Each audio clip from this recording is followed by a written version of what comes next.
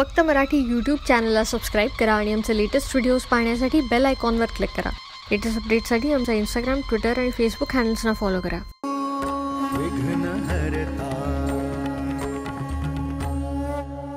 गणेश उत्सव संपूर्ण महाराष्ट्रात दणक्यात साजरा केला जातो. गणपती ही विद्येची देवता, गजानन हा आपला विघ्नहर्ता. गणेश चतुर्थी हा दिवस भाद्रपद शुद्ध चतुर्थी या तिथीला साजरा केला जातो. मग चला या शुभ दिवसाची सुरुवात करूयात विघ्नहर्ता गणपतीने. रघुपती राघव राजा राम, पतित पावन सीताराम. रघुपती राघव राजा राम, पतित पावन सीताराम. रघुपती राघव राजा राम, पतित पावन सीताराम. रघुपती राघव राजा राम, पतित पावन सीताराम. रघुपती राघव राजा राम, पतित पावन सीताराम. मंगल मूर्ती मोरया, गणपती बाप्पा की. देव करील दया, तयावरी देव करील दया, तयावरी देव करील दया.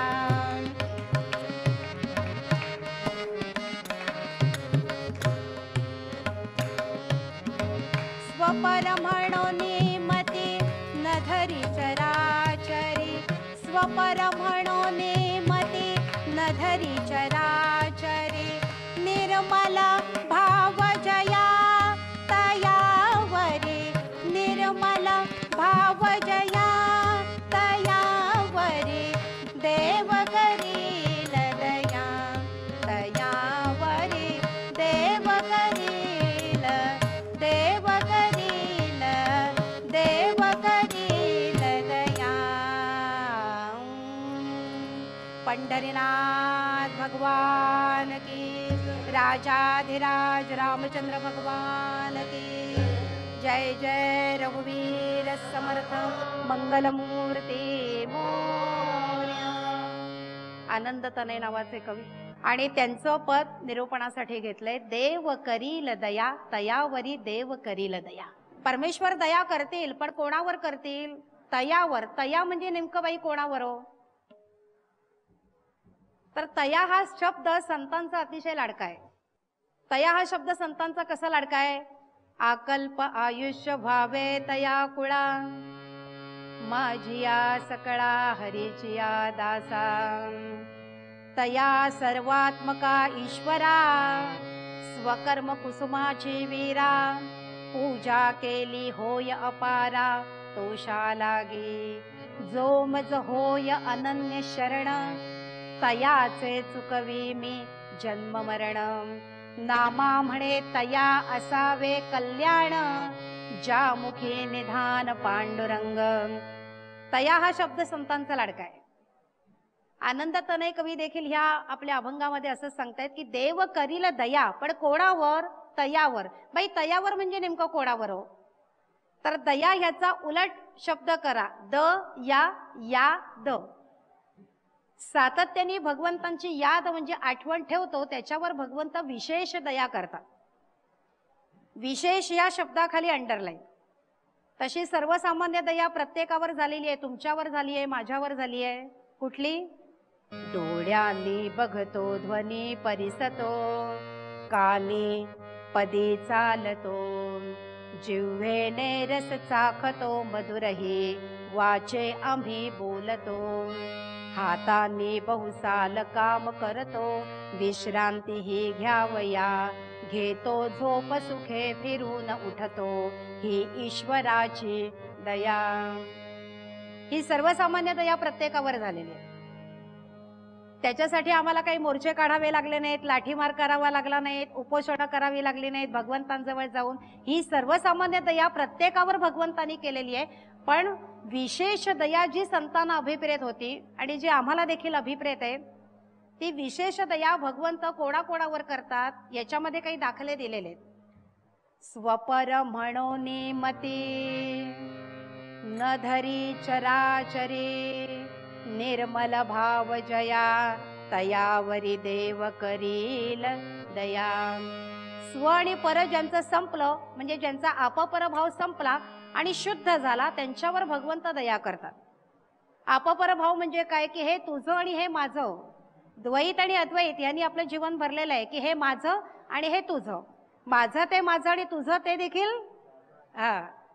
अपपर भाव आहे प्रत्येकाकडे, पण अपपर भाव ज्यांचा संपला आणि शुद्ध झाला त्यांच्यावर भगवंत दया करतात. आता कशी गंमत आहे बघा, एकच शब्द आहे पण प्रत्येक वेळेला अर्थ वेगवेगळा अभिप्रेत आहे. आता भाव हा शब्द एकच आहे, पण आपण बाजारात जाऊन एखाद्या वस्तूचा भाव विचारतो तो भाव वेगळा. भाव म्हणजे किंमत.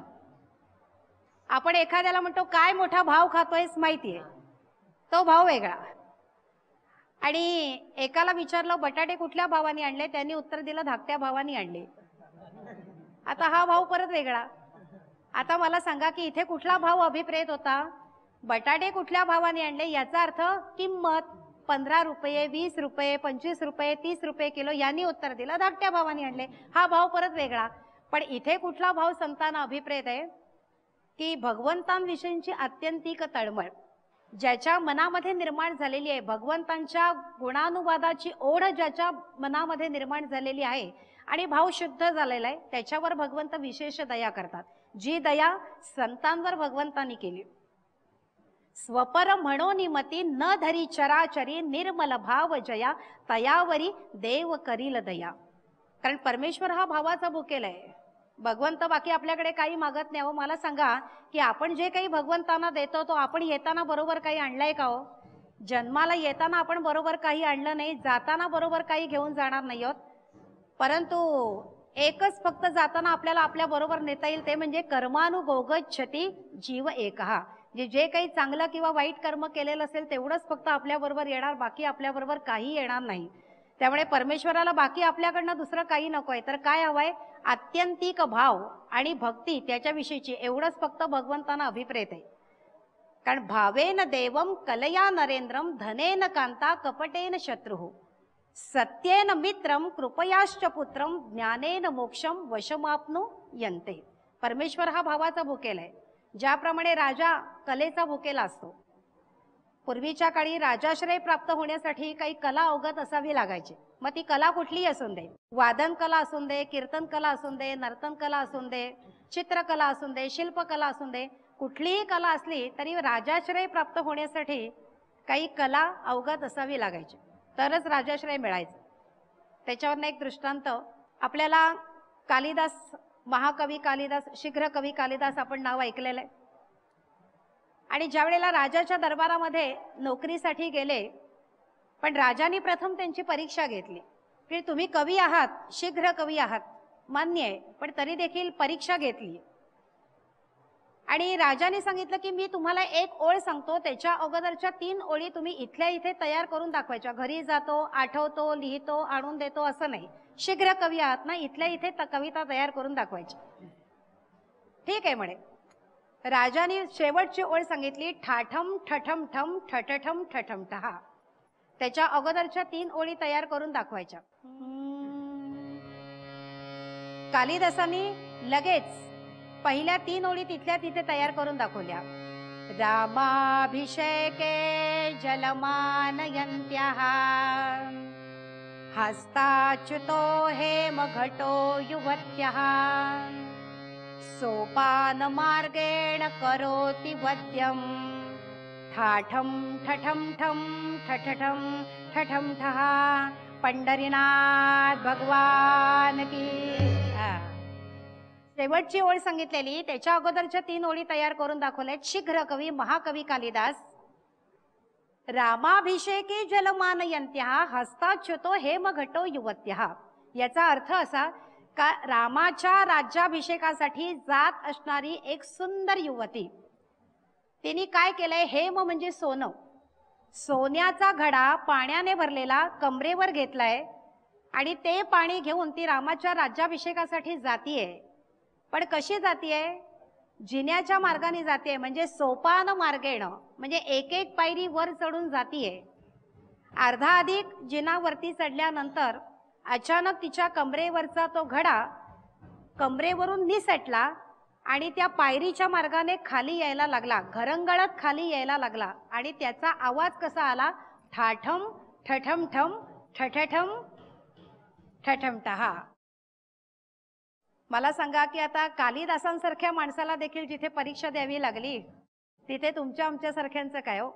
भावेन देवम कलया नरेंद्र, म्हणजे कलेसाठी राजाश्रय प्राप्त होण्यासाठी कलेला काही परीक्षा द्यावा लागत, त्याप्रमाणे भगवंतांची प्राप्ती होण्यासाठी आत्यंतिक भाव भगवंतांना अभिप्रेत आहे. बाकी भगवंतांना तुमच्याकडनं काही नकोय. भगवंत तर तेही सांगतात त्याच्या पुढे जाऊन की पत्रम पुष्पम फलम तोयम, तेही नाही दिलं तरी चालेल, पण आत्यंतिक मनापासूनची तळमळ एवढी तुमच्या मनामध्ये असेल तरी पुष्कळ आहे. त्याच्यासाठी आणखीन वेगळं काही नको. परमेश्वराची प्राप्ती व्हायला वेळ लागणार नाही. स्वपर म्हणून मती न धरी चराचरी निर्मल भाव जया, तयावरी देव करील दया. आणखीन कोणावर भगवंत दया करतात विशेष? रक्षक जो सकला कमलापती, जाणोनी न धरी भया, तयावरी देव करील दया. रक्षण करता हे आहे हे ज्यांनी जाणलंय आणि जो निर्भय झालाय त्याच्यावर भगवंत विशेष दया करतात. पण आमचं नेमकं काय होतं माहितीये का? रक्षण करता भगवंत आहे हे आम्ही जाणतच नाही. आमचा विश्वास कोणावर असतो? आजूबाजूच्या लोकांवर आणि नातेवाईकांवर. आम्हाला भीती कोणाची असते? नातेवाईकांची आणि शेजार पाजारच्यांची भीती आम्हाला जास्त असते.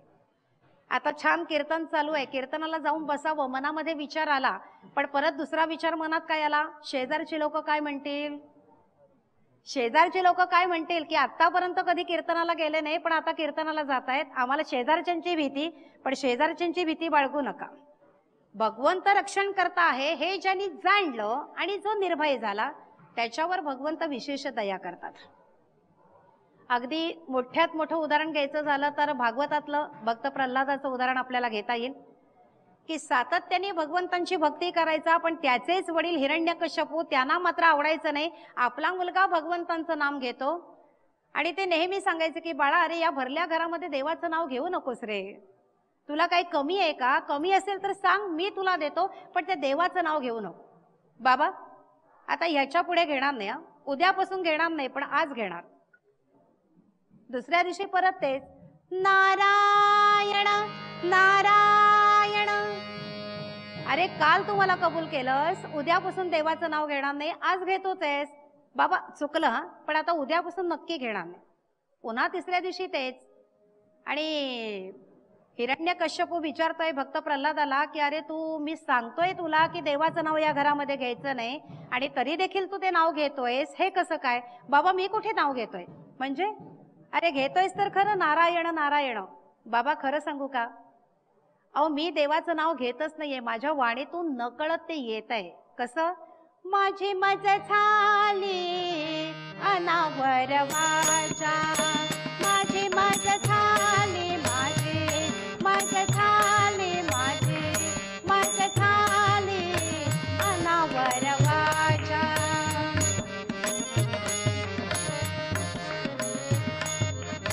माझी मज झाली अनावर वाचा, छंद विठोबाचा लागलासे, छंद विठोबाचा लागलासे, छंद विठोबाचा लागलासे.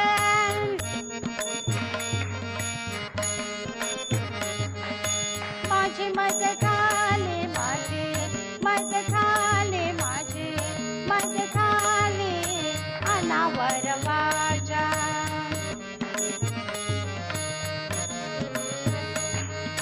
माझी मज झाली अनावर वाचा, अनावर वाचा, अनावर वाचा. माझी मज झाली अनावर वाचा, छंद विठोबाचा लागलास. आणि आपल्याला माहितीये की त्या हिरण्यकश्यपूने भक्त प्रल्हादाला मारण्याचे अनेक प्रयोग केले. त्याला उकळत्या तेलाच्या कढईमध्ये टाकला, पण भक्त प्रल्हादाला काही झालं नाही. भगवंतांनी रक्षण केलं. खोल दरीमध्ये लोटला, पण तरीही भगवंतांनी चेंडू सारखा झेलला. प्रत्येक वेळेला हा मारण्याचा प्रयत्न करायचा, भगवंत त्याचं रक्षण करायचे. आणि मग मात्र हिरण्यकश्यपूने विचारलं, अरे तो तुझा देव आहे तरी कशात? बाबा खरं सांगू का, देव नाही अशी कुठली जागाच नाही. चराचरामध्ये माझा परमेश्वर भरलेला आहे. त्या खांबात देव आहे का? हो, त्या खांबात देखील देव आहे. आता मला सांगा की प्रत्यक्ष अगदी शब्दशः अर्थ बघायचा नाही, खांबात देव आता असेल का? पण तरी देखील सांगितलं की हो, त्या खांबात देखील देव आहे. आणि खांबात देव आहे म्हटल्यानंतर हिरण्यकश्यपूने त्या खांबावर लाथ मारली आणि भगवंतांना तिथे प्रगट व्हावं लागलं. भक्ताचं वाक्य खोटं ठरू नये ह्याच्यासाठी भगवंत तिथे प्रगट झाले. कशी भक्ती केली असेल. आणि त्या हिरण्यकश्यपूला नृसिंह अवतार घेऊन भगवंताने ठार केला आणि भक्त प्रल्हादाला वाचवला. रक्षक जो सकला कमलापती, जाणोनी न धरी भया, तयावरी देव करील दया. आपपर भाव ज्यांचा संपला आणि शुद्ध झाला त्यांच्यावर भगवंत दया करतात. अगदीच उदाहरण बघायचं झालं तर ज्ञानेश्वरी मधलं जर का आपण काही दृष्टांत बघितले, ज्ञानदेव सांगे दृष्टांतांची मात, साधूचे संगती तरणोपाय. ज्ञानेश्वरी मधला एक दृष्टांत पाहूया. जो खांडावया घाव घाली, की लावणी जयाने केली, दोघा एकची सावली वृक्ष जैसा. ज्ञानेश्वरी मधली ओवी आहे आपपरव भावाबद्दल, की जो खांडावया घाव घाली, की लावणी जयाने केली, दोघा एकची सावली वृक्ष जैसा. एक सद्गृहस्थ त्यांनी आपल्या अंगणामध्ये एक छोटंसं रोपटं लावलं. त्या रोपट्याला पाणी घालता घालता हळूहळू त्या रोपट्याचं भल्या मोठ्या वृक्षामध्ये रूपांतर झालं. पण त्याच वृक्षाच्या फांद्या घरावर आड यायला लागल्या, म्हणून त्या मालकाने ठरवलं की थोड्याशा घरावर ज्या आड येत आहेत फांद्या, त्या लाकूड तोड्याला बोलवायचं आणि त्या फांद्या तोडून घ्यायच्या. लाकूड तोड्याला बोलवल्याने सांगितलं की ज्या फांद्या घरावर आड येत आहेत त्या तोडायच्या. बरं म्हणे, मी करतो. झाडावर चढला, फांद्या तोडण्याचं काम चालू झालं. दुपारपर्यंत काम झालं, पण तो लाकूड तोड्यात दमला, थकला आणि त्याच झाडाखाली जरा विश्रांती घेण्यासाठी त्या झाडाच्या सावलीमध्ये बसला. आणि कुठपर्यंत काम आलंय हे पाहण्यासाठी तो घराचा मालक तिथे त्या झाडाजवळ आला. पण मला सांगा, त्या झाडाने असा विचार केला का हो की ज्याने मला तोडाला घेतलाय त्याला सावली द्यायची नाही आणि ज्याने मला लावलाय त्यालाच फक्त सावली द्यायची, असा त्या झाडाने विचार केला का? नाही. दोघा एकची सावली वृक्ष जैसा. त्या झाडाजवळ आपपर भाव नाहीये. तसाच आपल्याजवळ देखील असता कामा नये. हे तुझं माझं, तुझं माझं, द्वैत आणि अद्वैत यांनी आपलं जीवन भरलेलं आहे. पण आपपर भाव ज्यांचा संपला, शुद्ध झाला, त्याच्यावर भगवंत विशेष दया करतात. मग अशी विशेष दया भगवंतांनी कोणावर केली? कथाभागामध्ये पाहूया आणि पूर्वरंग पूर्वपद्य इथेच थांबवूया. देव करील दया तयावरी, देव करील दया तयावरी, देव करील दया तयावरी. स्वपर म्हणोनी मते न धरी चराचरे, स्वपर म्हणोनी मते